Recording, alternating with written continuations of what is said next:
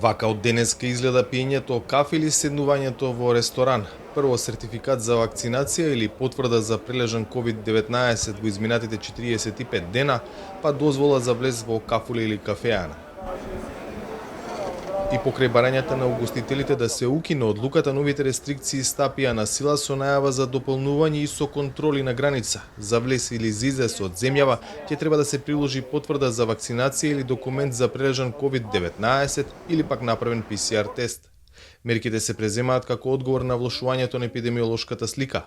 Дел од болниците во земјата веќе се полни.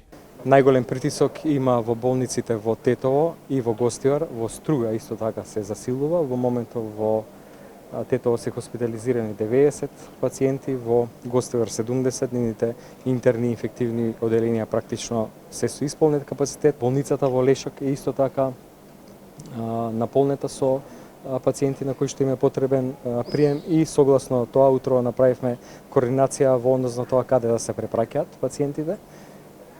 Викендов имаше голем притисок како од тие градови, така и тука од Скопје во однос на клиниката за инфективни болести и институтот за туберкулоза, кој што беше и претходно прилагоден и сега може да прими пациенти и тие капацитети се целосно исполнети. Затоа од денеска почнуваат со работа модуларната болница до инфективната клиника, инфективното оделение во 8 септември во Скопје, како и 2 триажни центри во рамките на здравствениот дом Скопје. Зголемениот притисок врз здравствените капацитети ги повтори апелите на надлежните до граѓаните да се вакцинираат.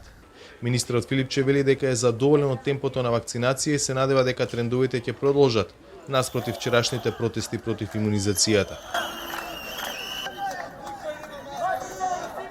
Протестите на кои се слушнаа и навреди кон медицинскиот персонал, но и кон новинарите не идоа на осуда во јавноста.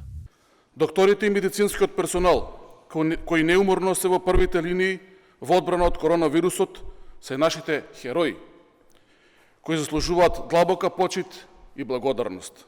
За жал, тоа беше протест кој што беше полн со навреди, со закани за здравствените работници, тие кои што ги ризикува и животите на нивните семејства, за здравјето на пациентите, да се борат денонокне за пациентите. На главниот владин координативен кризен штаб кој денеска заседаваше било разгледувано и прашањето за новата учебна година и било оценето дека се создадени услови почетокот на школската година да биде со физичко присуство на учениците, освен за одделни исклучоци. За Гласот на Америка, од Скопје, Владимир Мирчевски.